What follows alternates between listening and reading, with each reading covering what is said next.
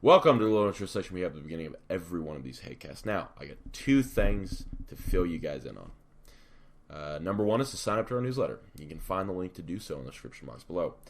Number two is probably not a surprise if you'd already signed up. Football season is once again upon us. That means chips, that means pizza, that means beer, and knowing you guys, probably more beer. But have no worries, we got you covered. Predators on BOGO. Predators are glucose disposal agent. Buy one Predator, get the second one free from now until Wednesday.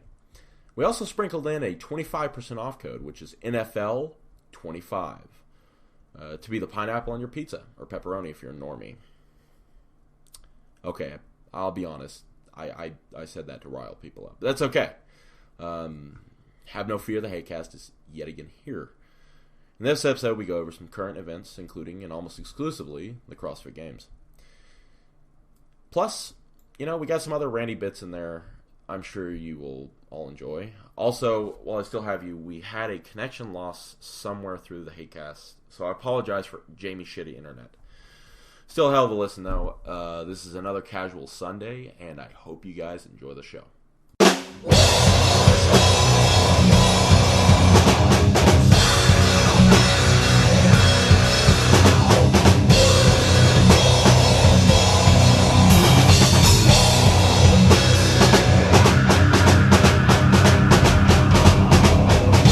Vocal fry. Hey, I just started recording. You son of a bitch. Okay, well, welcome to the newest Hatecast. This time, we don't have a topic again. We will have one next week, though, I think. But with that being said, CrossFit Games happen. Yes, they did. Well, they're happening. So, explain to everybody what the CrossFit Games is and what events are being held right now.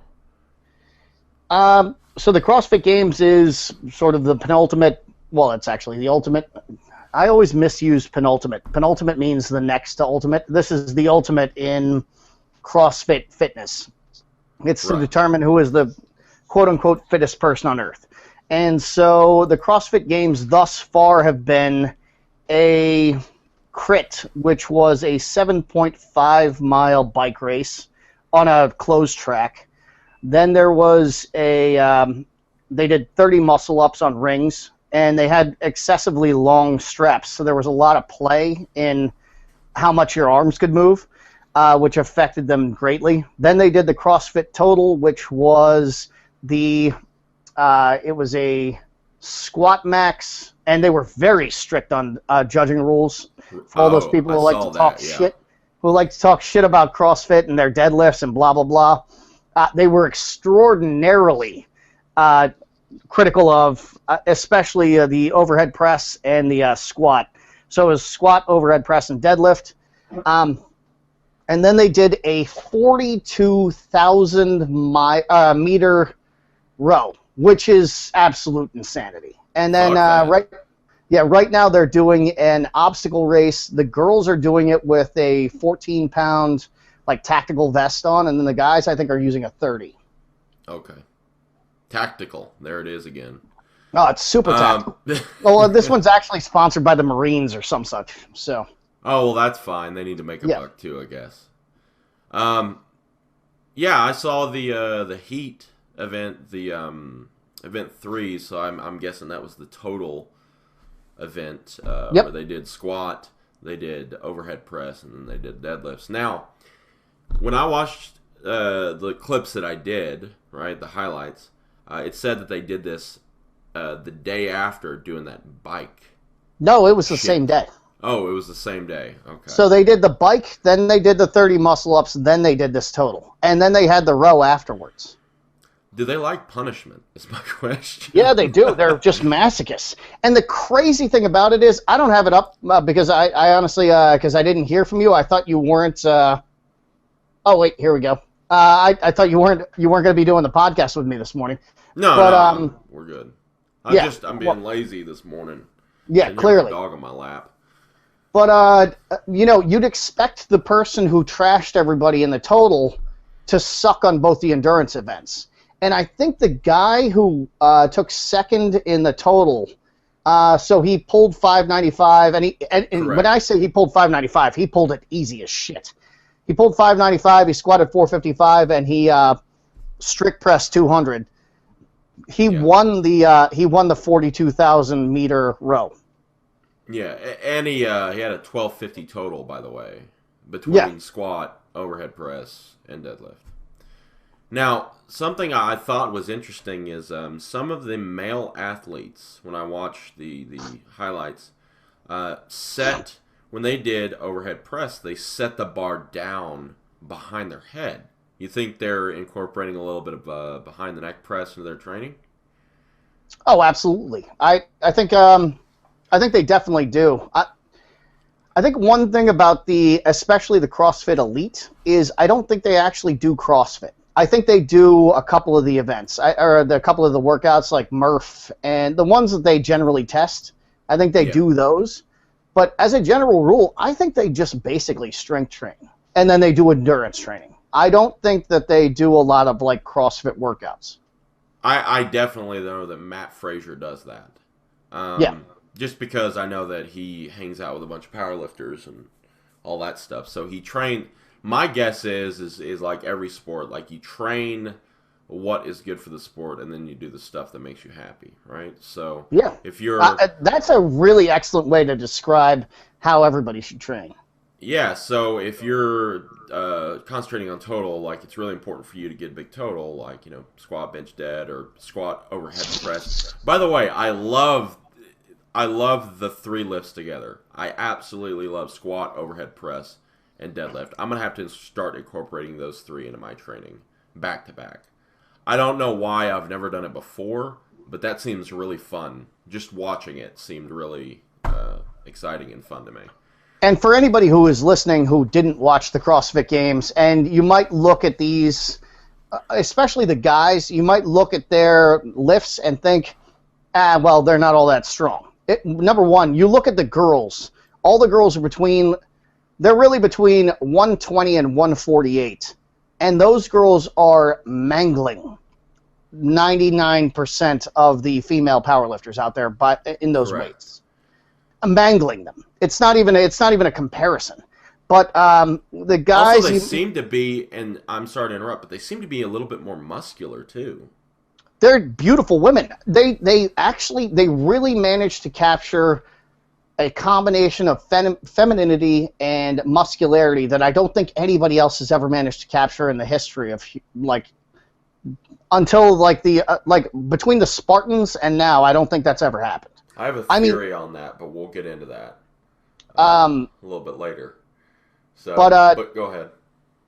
So, just for anybody who's going to like try to shit on their lifts, because like say for instance the top guy, he pulled 595, and I think he weighed 195, and he pulled 595, but he pulled it fast. And they might say, oh well, 198ers pull such and thus. These guys they had to do all three attempts within 4 minutes on a lift. And then they went directly into the next lift, did all three attempts in 4 minutes, went in the next lift. So they did 9 attempts in 12 minutes. If powerlifting was held to that standard, there is not a single powerlifter who could actually replicate what they did, I don't think. I mean, I mean, honestly, I could walk in, I could pull, right now I could probably pull 650 cold. I'm guessing that. I mean, I've pulled 550 cold in jeans. But I mean, I don't think pulling is difficult at all. I can just pick shit up off the ground. So, yeah, I mean, I could probably just go in and I could at least pull 600 cold. I don't need a warm up to do that. But squatting, if I had to squat cold, like, because I mean, they were squatting in the rain. One of the guys, did you see the guy who went down in the heat? No, I did not. No. He's lucky he didn't blow out both knees. He ended up pulling like just about 600, but he pulled out of the meet right after. Like he's withdrawn. So he injured something. I don't know what. Well, I mean, hey, I'm guessing too because I watched the Heat 3 or Event 3, right? So what I ended up seeing is something kind of horrific that I got ended up seeing is the fact you said they were strict on the execution of the actual lifts. Well, I saw that in the overhead press. They called, and I thought it was a bullshit call at the time. This one guy who just lifted his foot up a little bit off I mean, they were really strict about it. And this other guy was having to fucking adjust his squat rack because it kept moving because he kept knocking it the fuck back. Like those, the guy who was the former strongman. Yeah. Like you could tell that he was in a different sport, and it's just it was a really fun watch. I mean, I suggest everybody watch the highlights at least if you're not going to watch it live. So. And Battlefield they're doing right now is really cool to watch. They're doing an obstacle course race, but they're wearing a weighted vest while they're doing it. Now, these are the competitors from the previous days too. That's what people don't realize is, powerlifting is it's like maybe a couple hours, right? Like there's a lot of anxiety and there's a lot of fear and there's a lot of build up towards this one event, but you do it and you're done, right? This drags out for a couple days. Yeah, 4 days, because they had a day off, but then they're back at it. And I mean, have you ever spent any time on an erg? Erg? The rowing machine. It's an ergonomic. Oh, no, I have not. It's something I've been meaning to try. I've even been meaning to try sparring with somebody, picking up a little bit of Brazilian Jiu-Jitsu, but it's something I'll get to later. Like it's gotcha. Yeah. We in college we cross-trained with the rowing team a little bit. So generally we do 500-meter sprints, and you do them in like 3 minutes. It's been like 20 years since I've done one, so you do them in like 3 minutes, and then 1,500 meters you're doing in 10, 12 minutes, as I recall. And I'm sure that we're going to get something in the comments about how I'm wrong. In any event. So the most I've ever done was 1,500 meters, and I remember throwing up at the end of that. I was racing a rower at it, and I remember vomiting, like projectile vomiting as I was pulling. And these people did 42,000 meters. That's fucking crazy. That's like rowing across a river, isn't it? It's rowing half a marathon. Yeah. That's 13 miles. How do you even have any skin left on your hands after that, even if you're wearing gloves? The whole thing's fucking crazy to me. I would have just been like, fuck you guys. Like, I'm not even going to do this. Like, I'll take the last place. I don't give a shit. Also, something I'd like to point out, guys, just to go back to the 3 lifts that they did in that heat event 3. They use no straps. Yeah. I think that's very important to point out when it comes to pulling. And one thing on the pressing, if I may interrupt you, on the pressing is I chamber the lifts because I have very, very tight shoulders and arms. So when I'm holding an overhead press, it's generally like chin height. So I chamber it before I actually start the lift. I let it drop. And I get the rebound, the Golgi tendon reflex, out of the bottom. If anybody did that in that meet, they disqualified him. And I overhead pressed that day, and I ended up getting like 260, I think, 255, 260 for a strict press. But it wasn't from already chambered. I had to drop it in and get that tendon reflex. Because I've never even tried to press it strictly from my clavicles. Yeah. Something I recently tried is of course my gym only has 2 fucking squat racks. So there's fucking that. And they're always taken up. So something I've been trying recently, or something I've been doing not by choice, is actually snatching the bar up off the floor and then doing behind the neck presses. Going old school. Yeah. So that's if you guys haven't tried that, I'd also suggest doing that for just something for variation's sake.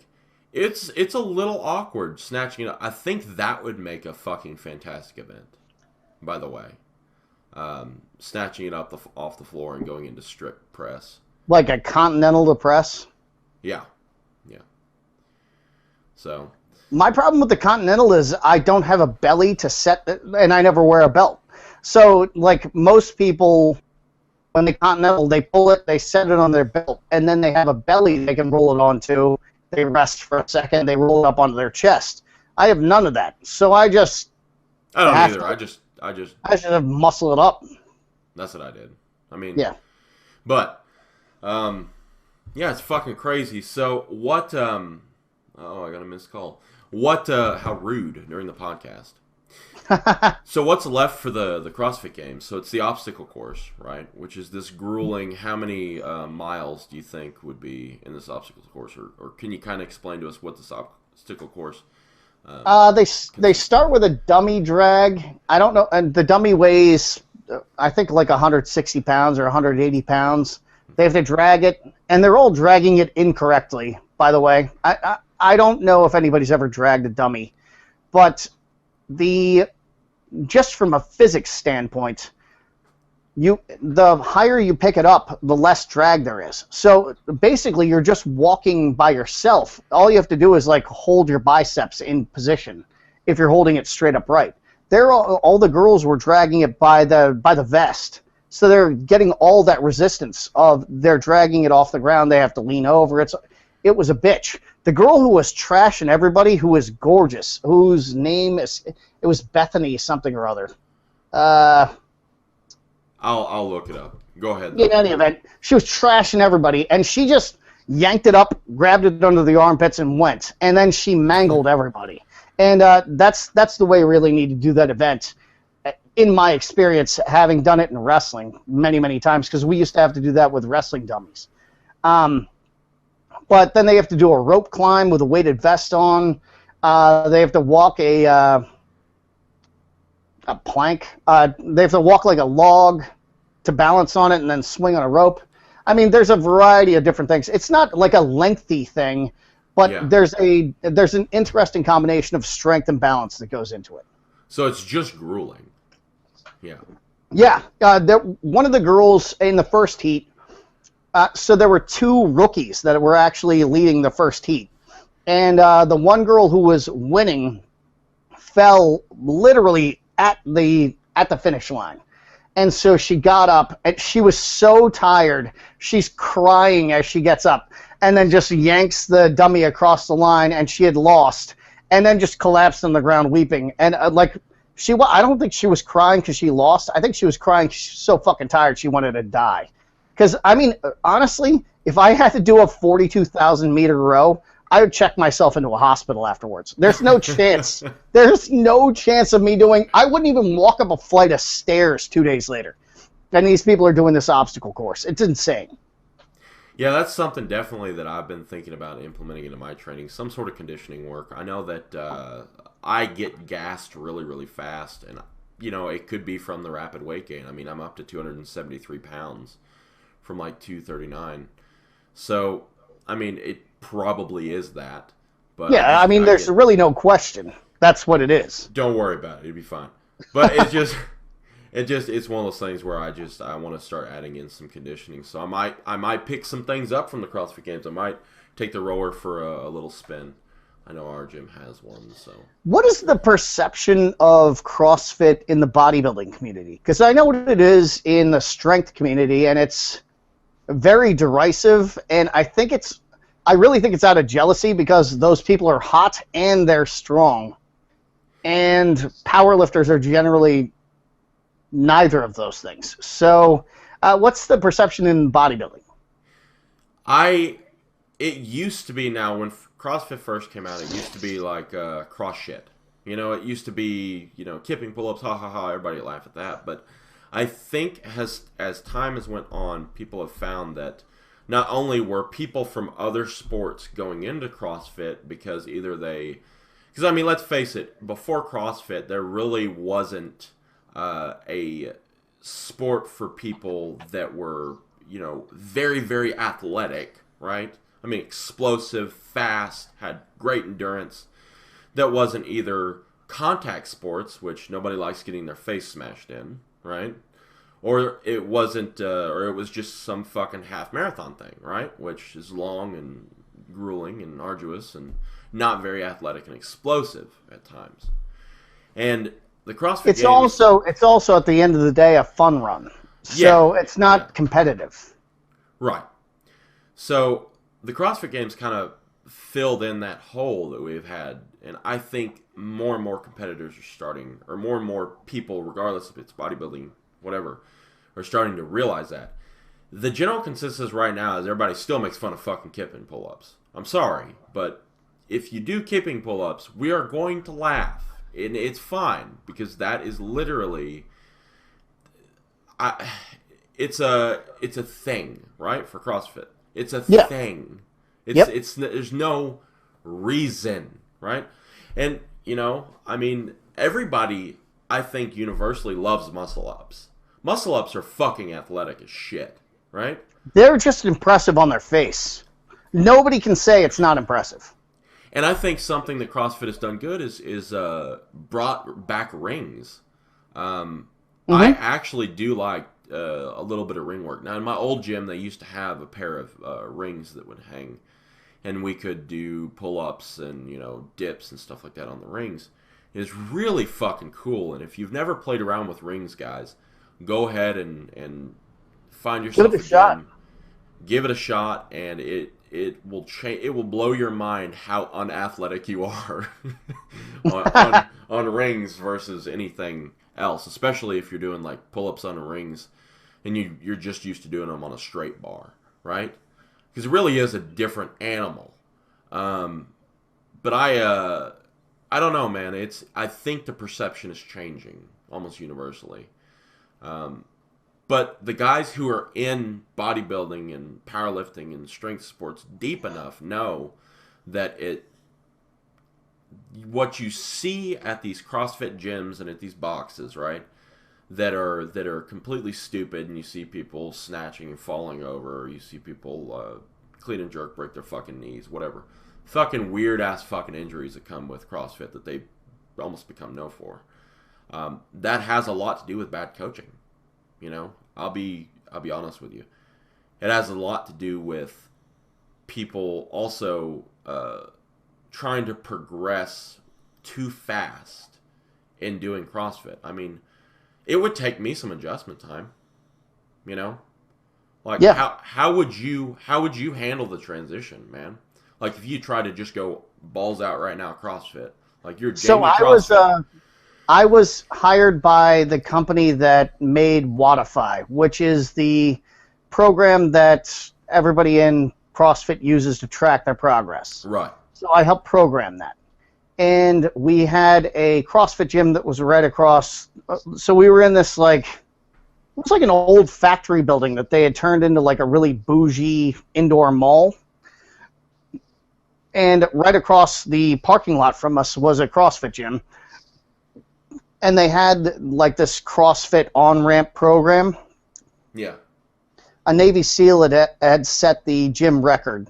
And, of course, me being me, I wasn't going to be outdone by anyone. Hell no. So I broke the gym record like by several seconds. It wasn't anything shockingly impressive, but I had to run 400 meters several times, and I hadn't run in probably 10 years. And I was vomiting as I was running, but I was just not. I was not about to lose.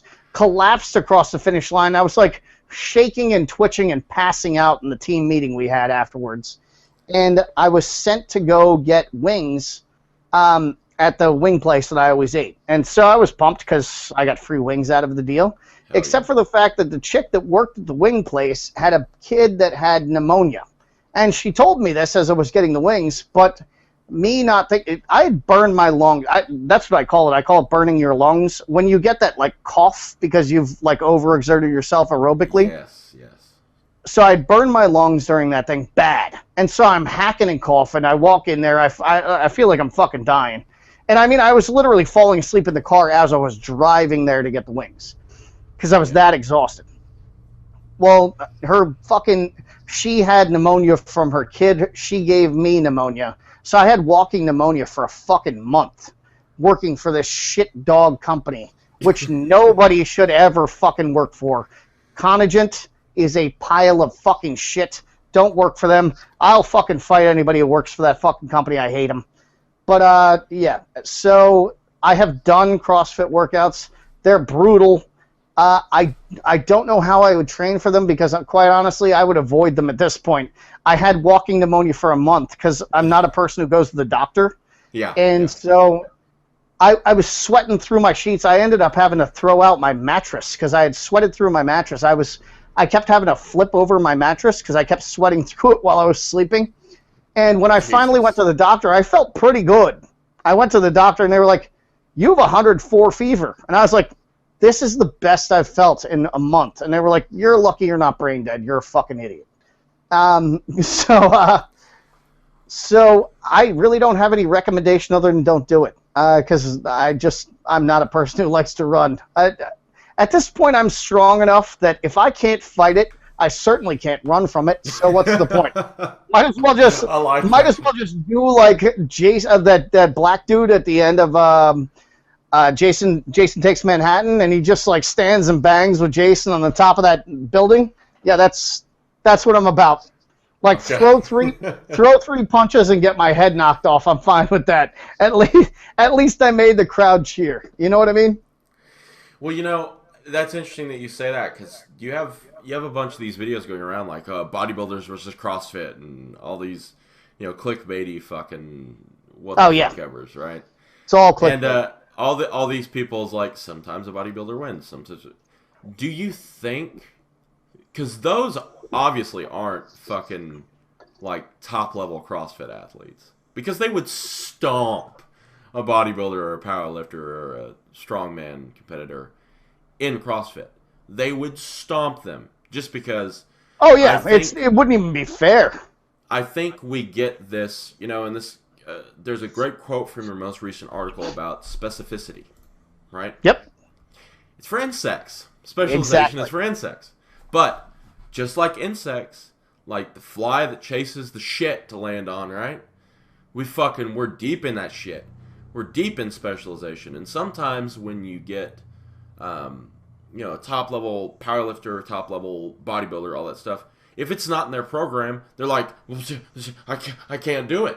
I can't, they almost break, Yeah. And it's kind of funny to see. But yeah, that's why I think that, people who talk shit about CrossFit go through one workout that's a CrossFit workout. Like, just try it, right? And don't be going to anyone with pneumonia, please. Don't be going to any places where there's any pneumonia nearby. Yeah, no. But go through one workout and then see if your mind has changed. And I wasn't saying that people shouldn't do CrossFit. I think there's an inherent value in CrossFit. It's just that for the longest time, I really ascribed to the Bruce Lee run 3 miles a day thing. Right. And I think it was probably a good 5 years. Every single day, rain or shine, it didn't fucking matter what. It didn't matter if I had a cold. It didn't matter if I had mono. It didn't matter what. I ran 3 miles in under 20 minutes. I mean, it didn't matter if I was running into a hurricane. I was running it in under 3 minutes. I'd put on death metal. I'd run as fast as I could. Sometimes I ran it in 16. Sometimes I ran it in 20. It didn't matter. I just did it. And there's value in that because I was fit as shit. I drove Navy SEALs into the ground. And I'm not like saying that like I'm tougher than a Navy SEAL or anything like that. Like I paid a Navy SEAL to train me, and I literally was out training him. Yeah. It was just because I was just fit as shit. And sometimes you can just do that. And I think these CrossFitters can embarrass people who think that they are the fittest person they know. They can embarrass them because these people are fit in ways that, I mean, again, and I hate to use this as a benchmark because it's so contrived and trite. But since the Spartans, I don't think people have been this strong and fit. I really don't think they have. Yeah. And I'm not saying CrossFitters could outfight Spartans or they're Spartans. I'm just saying like the level of strength and endurance they manage to have simultaneously is absolutely shocking. And it's really impressive. And the people that shit on it really don't appreciate what it takes to get to that level. Yeah. And you know what people don't understand too is so one of the things that CrossFit has going for them is they're almost like hybrid athletes, right?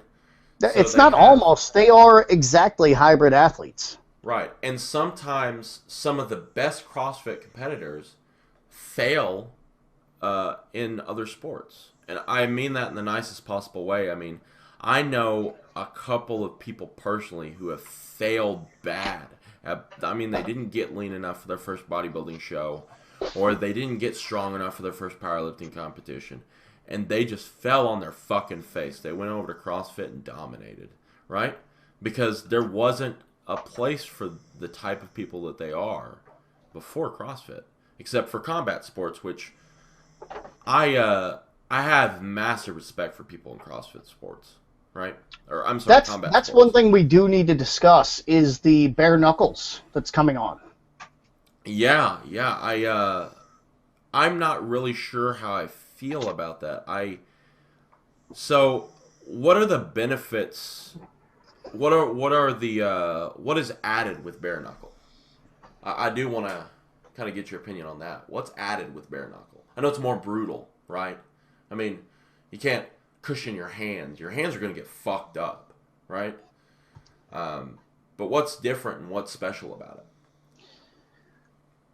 So it's not a matter of brutality. I mean, I know that's the perception of it, but the reality of it is that what happens when you wear a glove is that it dissipates the impact on your face. So while it doesn't open up the cuts that you will get with a bare knuckle fist fight, the dissipated force allows a person to sustain much more damage than they otherwise would. So, like, the repeated sustained damage is what leads to, like, the brain death and stuff that so, a boxer might go 10 rounds and then he collapses just outside the ring. It's because his brain has been jarred so much inside of his skull that it's actually dislodged, and so the blood isn't able to, like, flow into his brain anymore. With bare knuckle fighting, one, they have to be more technically skilled, and I know that sounds to perhaps really anyone, it sounds like I'm talking shit, but if you think about it, you don't have the ability to take sustained damage over time because you're going to get cuts opened up. You're going to have there were people like in Tonga back in the day who were boxers who used to be able to, the way that they boxed, they were able to rip all the skin off a person's forehead with a single punch. Right. So you don't have that ability in boxing because everybody's got Vaseline on their faces, they've got these big gloves, all that shit. So when you come to bare knuckles, you really have to pick your shots. It's I watched an interview with Bobby Gunn, and I have my personal philosophical issues with Bobby Gunn, but putting those aside, I understand what he's talking about because you have to pick your shots. It's not like you can't just win by a war of attrition. You can't be a Russian and just like pound, pound, pound, pound, pound and be able to take a punch and win. You have to be able to, you have to be able to take a punch. You have to be able to bleed in your own eye and like taste your own blood and be able to do that. But at the same time, you have to be very, very accurate and you have to be very precise in choosing your shots because you don't get 1,000 punches a fight. Unless we go back to the, we don't have a round system anymore. It's just knockdowns, and, when sundown comes, the way the Greeks used to do it is when sundown came, if there hadn't been a knockdown, you had to stand, and I'm not making this up, you had to stand with your arms at your sides and let the other person punch you, and then you take a turn, punch them. And you did that back and forth until somebody got knocked out. Right. So there are two or three instances where a person was posthumously given a gold medal in the Olympics. And one of them was a person used an open hand. And basically, there's a book called Secret Fighting Arts of... Secret Fighting Arts or something. It's a halfway bullshit fighting book from like the 90s, back when like we used to actually buy books about fighting and learn how to do karate, like the Karate Kid. So knife hand strikes were a thing, and so this guy actually stabbed another guy in the abdomen with his hand and ripped his liver out. And he actually was like, he lost upon review because they decided that each one of his fingers striking the abdomen was a separate strike. And so he actually struck the guy 4 times rather than once and lost. The other one was a guy was in an ankle crank. He was having his ankle broken, and he was doing a trach choke on the other guy at the same time, which is illegal now. But he literally had his fingers dug into this guy's trachea and was crushing his windpipe. And the guy was breaking his ankle at the same time. Well, he tapped out as this guy was breaking his ankle. So he had his ankle broken, but he actually crushed the guy's windpipe and killed him. But because he tapped out, they awarded the win to the guy who broke his ankle. Yeah, and that's pretty interesting. I talked to a fighter friend of mine, and from what he says is going back to specializing in something. So in order to be good at the top level of any sport, excluding things like CrossFit because they change the events constantly, right? Which I really appreciate, and I think that's a real problem with strongman, which is something we can discuss at a different time. Yeah. So in order to be good top level, you have to specialize. And it's because that you're doing this oddly specific thing in this oddly specific way for this oddly specific reason. I will dispute that. Oh, what do you mean? I never actually trained the power lifts. Okay, but you're an anomaly, man. Oh, that's always what everybody says. Every time I suggest that there's a different way, everybody always says I'm the anomaly. Well, I'm just saying, like bodybuilding, you have to bodybuild. Those guys really, aren't fit. because I'm pretty sure that the top level CrossFit guys could probably take it to a lot of, like if you were to get into a regional competition at bodybuilding at a lighter weight. I mean, I don't know what the weight classes are in bodybuilding anymore, but like 200, sub 200. The CrossFitters would fucking mangle these guys. You can literally see their pancreas secreting insulin, and they're being drug tested. Yeah, which is yet another conversation on top of everything else. But 212 and then open weight class is what it is. So well, in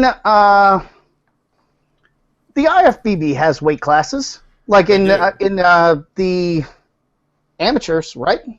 Yeah. But man, they're surprisingly light. They're like boxing weight classes. Like light heavyweight, I think in boxing is 178, which to me is insanely light.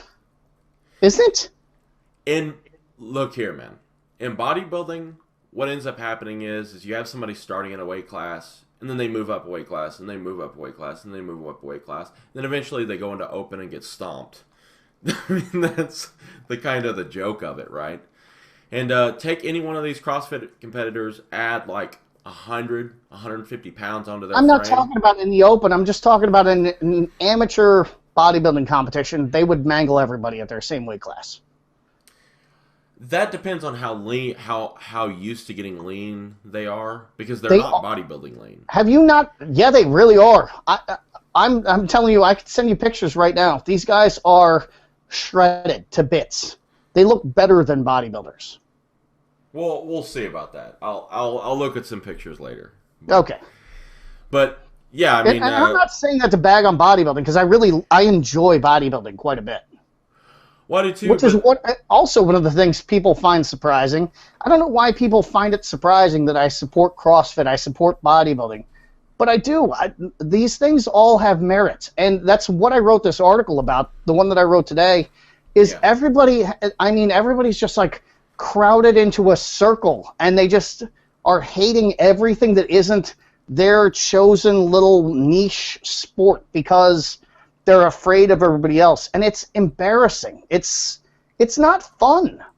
And that's what this is all supposed to be. And I was just talking to a guy the other day who's constantly asking me for, he's not asking me for advice. I'm not, because he knows I'm talking about him. Yeah. I'm not saying he's asking me for advice like he needs my help and things like that. But he, here and there, he asked me, like, should I do this? Should I do that? And I give him my piece of advice. Yeah. And I realized he doesn't enjoy lifting. He doesn't actually like lifting. And that's the thing I love about bodybuilders or anybody who enjoys bodybuilding. Right. It's not about the end, because there is no end. It is all about, I'm just trying to look good and lift weights and have a good time. And that's what I fucking love, and that's what I want everybody to get back to. Yeah. Because, and I feel like that's what, CrossFit, they're kind of making it into, anytime you put money at the end of it, you're making it into a job, and you're not making it fun. But still, CrossFit, they hang out, they go get beers afterwards, they enjoy themselves. It's powerlifting, they don't enjoy themselves. Olympic weightlifting, I don't even think they know what joy is. I honestly, those people are as joyless and awful as anybody. And I'm not saying, Tom Soroka is a really nice guy. I know some Olympic weightlifters. Glenn Pendlay is a super nice guy. Yeah. But I think that Olympic weightlifters have completely lost sight of what lifting is supposed to be. And powerlifters have lost sight of what lifting is supposed to be. Chasing numbers is not what it's about.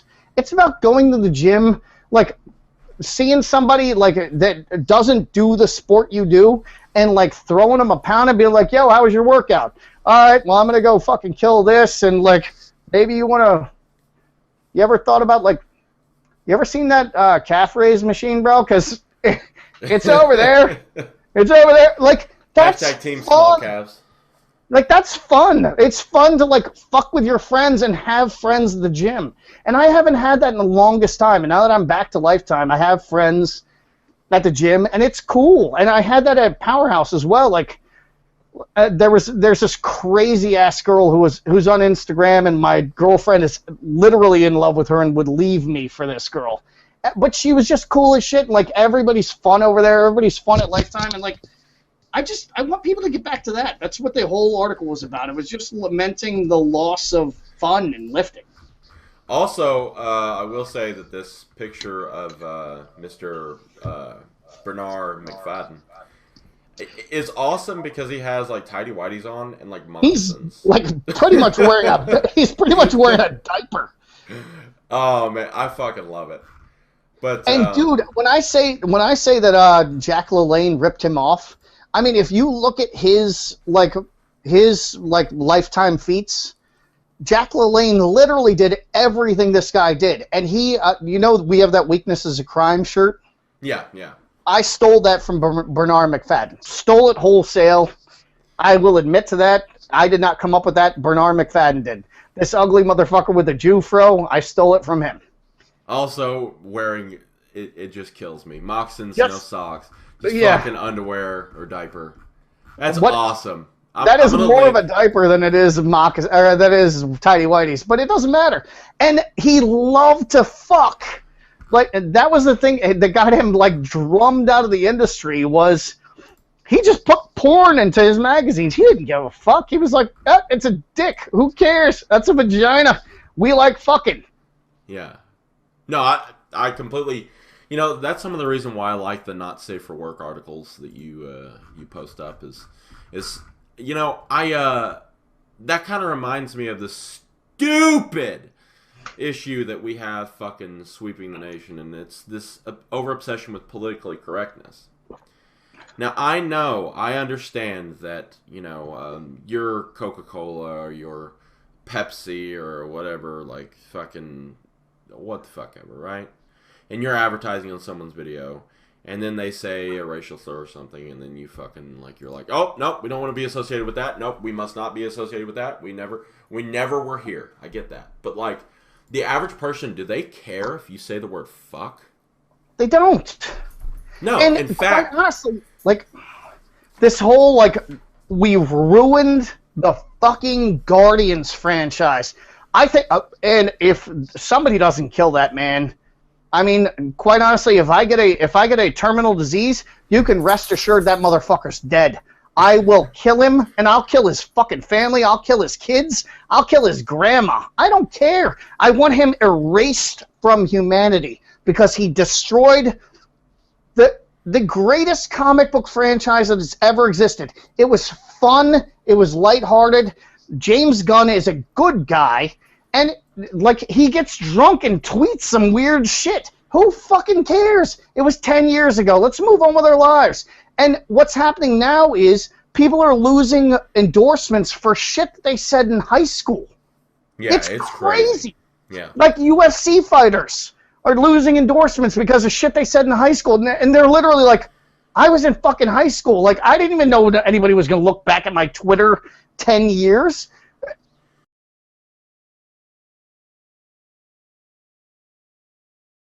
And I tried to help them. I did. There were a couple that I was trying to help because I thought that because I was a late bloomer, I thought I could help them. Right. And then I had my breaking point with a couple of different ones. The last one was because he messaged me and he said, "How do you train women?" And I messaged him back and I was like, "You should not train anyone because he's weak as shit." He was like, "Well, women are 70% weaker than men." And I was like, "No, they're not." He was like, "Well, 35% in the upper body." And I was like, "I don't know where you get that statistic, but I know a lot of girls who outbench you." Because this guy benched 180. Well, there's something that I was going to mention. Like you said, some of the CrossFit women are more feminine looking. They're kind of the right mixture of feminine and muscular. They really, I think that's really like what female bodybuilding. If they really wanted to market themselves, that's what they want to do. Yeah. But I was just talking to a friend who has competed in physique, and she was bitching because the women's physique chicks have now melded into the women's bikini because women's physique has become old women's bodybuilding. That is Correct. just a mess. I feel badly for women who are in bodybuilding, like any part of it, from bikini on up. Yeah. It's a mess. You know what? I have to agree there, and it's really a shame that it went away because I know that not everybody wants to see that. That's kind of why they got it cut, and I understand that. But there are some women that's all they did, and that's all they want to do with their lives. And it really is like when it comes down to it, just like I was trying to explain to somebody recently, is bodybuilding is not about attractiveness. Bodybuilding is about the freakiness of the freaks. Freaky. It's not. I'm talking about the open bodybuilding, the one that has no weight limit, the one that has nothing to do with anything else other than how much of a freak you can be. Like Big Ramy, there's no reason to get that big other than the fact that you're a big old freak, and that's completely fucking fine. That's what we want to see. That's what we pay to see. But women's bodybuilding, I truly do believe, could have been still a thing if they were to just market it a little bit different and market it better. Also, I think that women in the open bodybuilding category are afraid to own the freak mantra. To own, like, my muscles are freaky. They are. They absolutely are. And that's okay. That is something that you have become. You have become a female bodybuilder, and that's completely 100% fine. That's great. People want to see that. And if they didn't want to see that, flag fly. Like, there you go. Do it. Just own it. That's all it's about. I mean, I have, and it hasn't really made me any money, but it certainly hasn't made me unhappy. Yeah. And I think that if we can just let them accept that, I think it would have been a lot better. But they decided to get rid of it, and that's kind of a detriment, I think, because, you know, everybody likes bikini, yeah, hot girls, whatever, blah, blah, blah. But, like, at the end of the day... I have to say, can I pause it there? Go ahead. I don't like bikini. There's a lot of people that do because they're less... But it's different for you. But you've been to a bodybuilding competition, right? I have. How do you judge bikini? It's a bunch of girls who look like hot dogs, who are skinny as shit with big fake tits, who are wearing pink bikinis, who strut out in stripper heels. How do you judge that? I don't know how you judge it. I saw some big tits, and she definitely looked like a hot dog. 10. I don't know. So 10, and then 10, and then another 10, 10. Yes, I would have sex with all those women. But how do you? I mean, I really, and I'm not saying that to be misogynistic in any way, shape, or form. I don't know how you judge it because they all looked exactly the same. Maybe they have slightly different hair or whatever. Maybe they have slightly different nails. One girl has rhinestones on her nails or whatever. She might be slightly more whorish than the other girl, but it doesn't. There's nothing that it's just like strippers to me. For me, I key off pheromones. So I need a girl to smell like she wants to have sex in order for me to want to have sex with her. And these girls all just look like they're trying to look like they want to fuck without actually want to fuck. So I'm just angry at them the whole time. The thing is, too... Get them off the stage. Let's have a girl do a handstand or something. Because I really like the fitness girls. That's what I'm about. Well, you and I also have a bigger respect for women who lift. We do. It's something because we understand how. I mean, do you understand how fucking much dedication it takes for a woman to deadlift 315? For some women, that's a lot. I mean, when it comes down to, look at the girls in those CrossFit games. Can I brush my shoulder off for a second? All right, go ahead. My ex-wife in college squatted 350 for a double. No belt, no reps, no nothing. 350 for a double. Just walked away. I don't give a fuck. And she failed pulling 455 in a meet. She went because we didn't know shit from meets. We were just doing a push-pull. It was just for funsies. Right. And she pulled 395 and then went for 455. And all I had to do was literally, and when I say literally, touch her ass. With the tip of my finger, just poke it, and she would have gotten her hips through, but she couldn't get her hips through. She struggled at it for a solid 30 seconds and then was screaming and crying for an hour afterwards because she didn't get 455. And she never competed again. And this is a woman she was an electrical engineer at the time. She quit being that and became a fucking neurosurgeon. And she's asked me to come down. She's asked me to come down to. Now she lives in Birmingham, and she was like, "Just move back down here and train with me. We'll own the world." And I'm like, "No, I'm not moving back to Birmingham." But it is a bit tempting because we would actually take over the strength world like nobody's ever seen. Because when we were together, the internet wasn't a thing, and nobody gave a shit about anything, and we were regularly setting powerlifting records, and it didn't fucking matter because nobody knew what the records were. Yeah. Yeah, and that's another thing too is there was something so spectacular about not having this encyclopedia of information at your fingertips at all times because you didn't create. Sometimes I think people involved in strength sports actually create mental barriers because they see somebody in the 242, for example, weight class pulling way more than them, so all of a sudden they're like, "Oh, I'll never get that." Sad. Exactly. And then it's I don't know. It's like this. I seriously do think that people in the fitness industry are really bad about having this addiction to failure, and it's weird. That's really interesting. Delve into that. So, these people nowadays who are I want to get good before I compete is really becoming a plague. You should get into a powerlifting meet.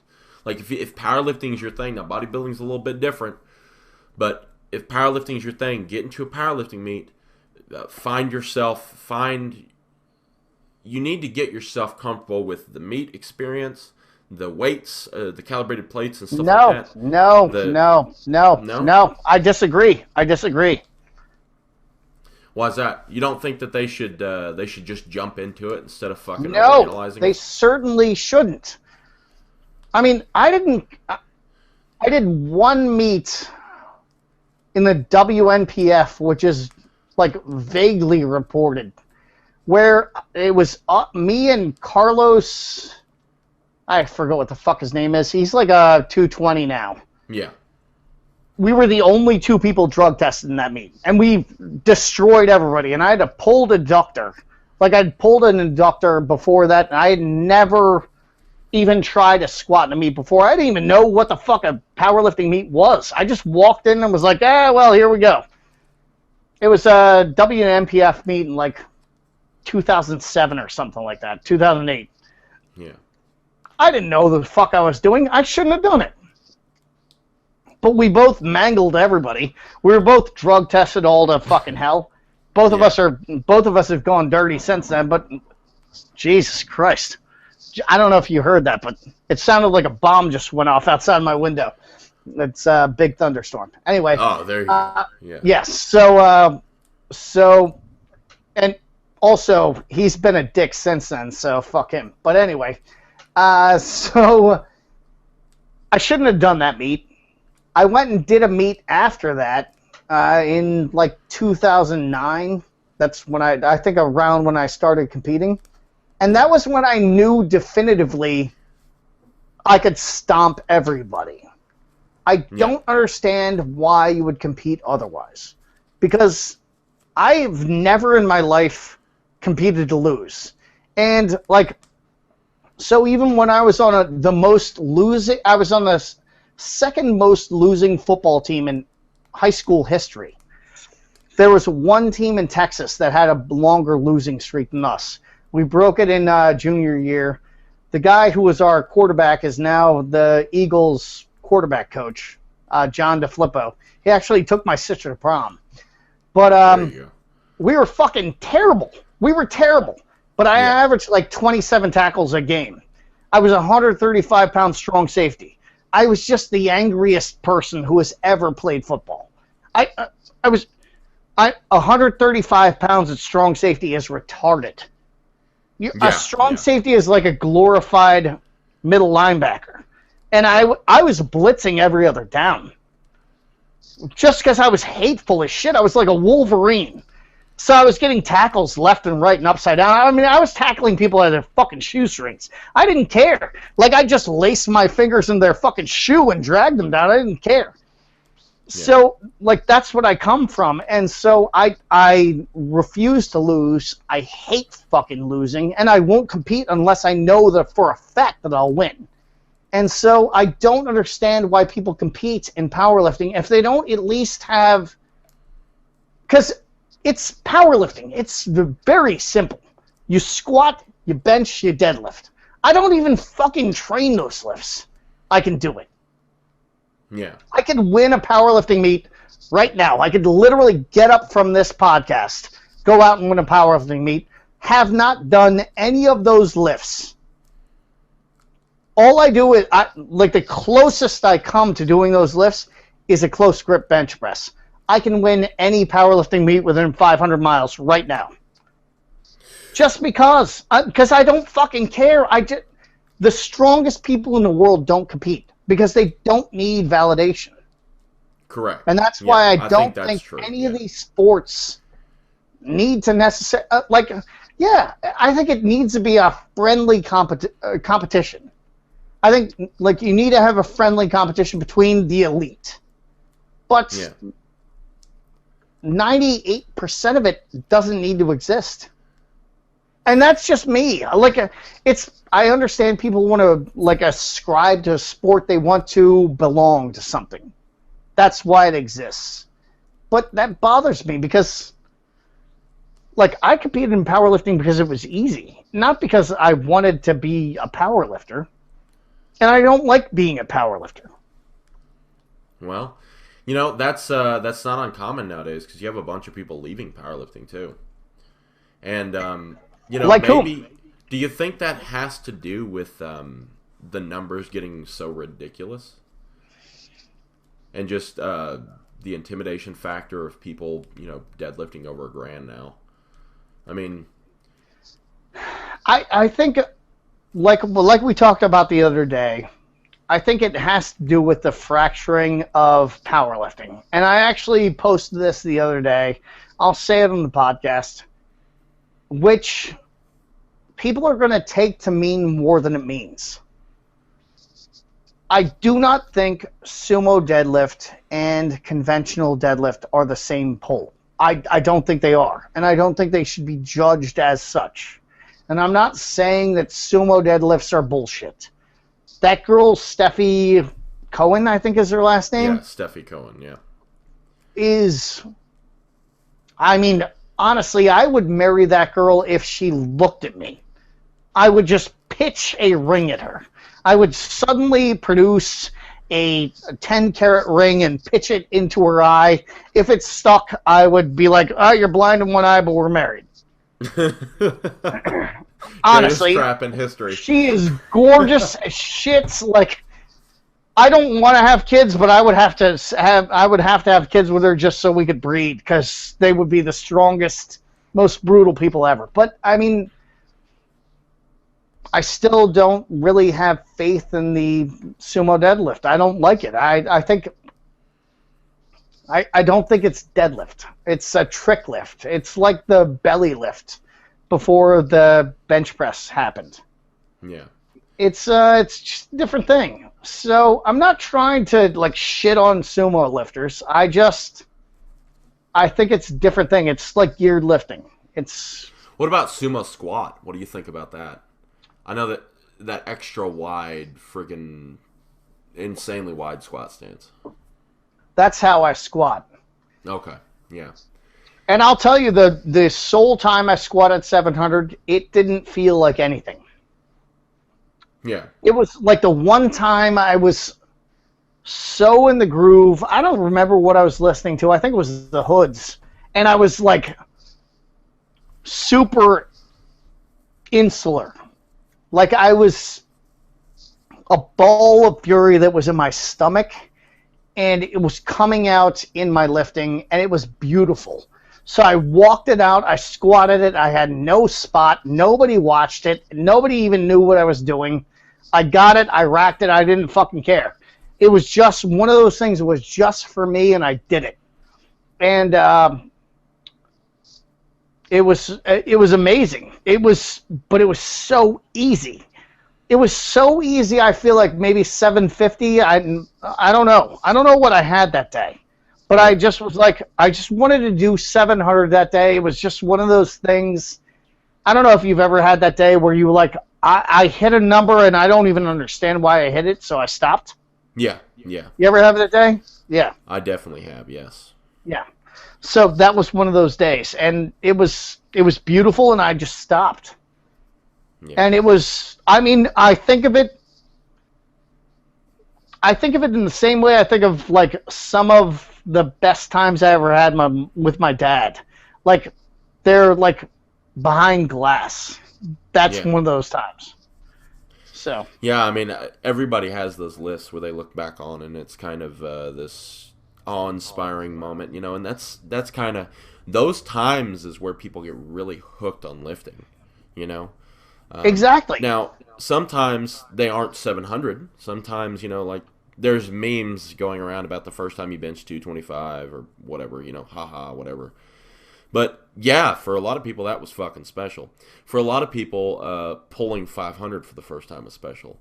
For a lot of people, it's you want to know the first time I pulled 500? What?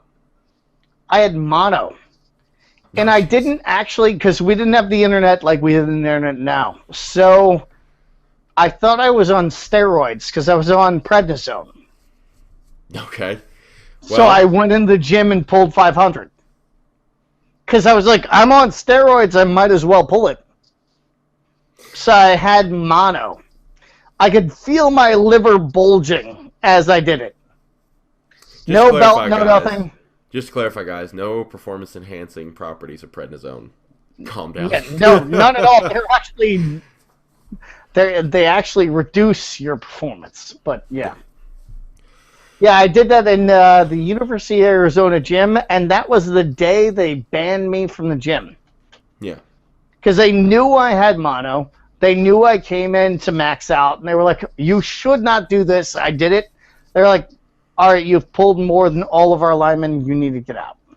Yeah. Because I weighed 150 at most. Well, that's pretty impressive for 150. I will say I had a moment like that recently where I benched 395 for the first time. So really? Congratulations. Yeah. That's awesome. Pretty fucking cool. Now, it's fucking nothing, but it's still something. That's really for everybody listening, it's something cool, and it really is, and that's something about the internet that really fucking pisses me off. Yeah. When you hit a PR that is legit, and it doesn't matter what your body weight is, doesn't matter what everybody else is doing, it doesn't matter. Like, you hit a PR and it's awesome for you, fuck it. Like, lock it in. That's awesome. I mean, but that comes back to, like, the Instagram generation hating on everybody who doesn't pull 700 because everybody on Instagram pulls 700. And it's like, actually, no. No, they fucking don't. And if, something else you got to realize is some of those guys with those top-tier Instagram accounts are using fake weights. And they do because they don't pull 700. They pull 700, and then they do 700 the next day, and then they do 700 the next day, and then they do 700 the next day. One of those, or a few of those days, are fake plates. I can almost guarantee it. Name a person. Go ahead. Do it for us. Come on, for me. I can't name anybody off the top of my head because I really don't follow that many people on Instagram. I mean, I know Brad Castleberry uses fake plates. Well, obviously, he got confronted that one fucking time, and he's like fucking mumbling to himself, like trying to get out of it. It's like, fuck. You know what? And I'm not saying I'm the toughest guy on the fucking planet, but if I had 4 fucking cholos roll up on me who weighed more than 300 pounds, and they confronted me about something, I might mumble on myself. Yeah. I mean, I might throw up my hands, but I would probably mumble on myself at the same time. But he pussed out. What they were doing was they were, you want to go for meat? Let's train for meat. Let's make a date. Did they really? I don't know that. I don't know from... I know they confronted him, and that was awkward, and I felt badly for him because he's clearly mentally retarded, and so I felt badly for him. You know what they did? What they did was they said, Brad went ahead and said the size of his dick, so they whipped out their dick, they put it on the table. Okay, here's mine. Let's see yours. Is that really what they did? No. They actually they challenged him to a powerlifting meet, which he then I don't declined, know if he accepted or declined or backed out of or something like that. But just there's no way you can come back from that. Like, I know the dude's muscular, but he is beautiful musculature, but he's not as strong as he says he is, and that's one of the problems I have with everything I've been saying for years. Is I didn't know that people had fake weights. I honestly didn't know. Yeah, well, it's not new, but it would have never flown like in the gym before the in my day. It would never have flown because somebody would go over there and pick up the weight. People would just beat him the fuck up. It's Jesus. It's not like I'm some kind of fucking tough guy. I'm just saying, like, people would have just beat him up. Yeah. They would have just been like, get the fuck out of our gym, pussy. Like, what are we doing? Speaking of getting out of the gym, I think it's about time for us to end. I got to get going. So with that being said, guys, are you okay to end this? We'll pick it up next week. Yeah. All right, guys. What are we addressing next week? I think actually we should address the ways to build a big bench, because you just hit 395, right? Yeah. Yeah, and I'm shooting for 500 by the end of this year. But 395 is a really... I know it's not 405, but it's a really momentous... for most people, it's a really momentous weight. Yeah. So I think what I'd like to address next week is that. Like, how you got there. Because I'll be happy to go over that with you. And it's not actually that hard. I will say for myself, I got to 285 in a year, but it was like half a belly lift. Like, I let it sink into my chest, you know what I mean? And then heaved it up. Yeah. But it was in a year, which was awesome, but it still wasn't like, it wasn't legit. So, yeah. I did a lot of dips. That's basically what it did. But well, you know, next year, just for a funny Instagram post, I plan on doing 420 on 420 for 4 reps, 20-second sets. 4 reps. 4 reps, yeah. So, that's actually really cool because what I do on my birthday is bench my body weight like times 10. Yeah. Cold. That's what's up. I have not been able to do that for the last like 3 years though. Well, man, because I'm old as shit. I got 395. I did get 395, and I mostly dropped the last 2 in my face. It was. Hey, man. But you've set a world record before, so it doesn't fucking matter. You deserve your fucking credit where credit's due, man. You're a monster and another animal entirely. But you gotta take credit where credit's due, and you also have to appreciate where you lost. And I did lose there. Yeah. Speaking of lose, I think we're losing time. So, guys, if you like this video, go ahead and like this video. If you dislike this video, you know what to do. It involves your own thumb and shoving it up your ass. If you want to go ahead and subscribe to the channel, we do appreciate subscribe. That. And we will see you in the next one. Yep. Oh yes, you are dead. Dead.